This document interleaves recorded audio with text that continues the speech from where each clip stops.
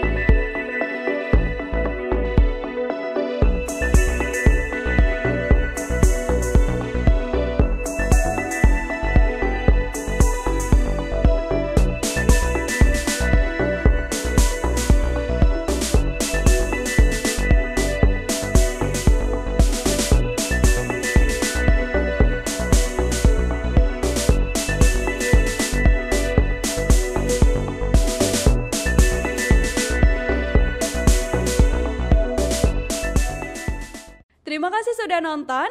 Jangan lupa like, subscribe, dan share ya.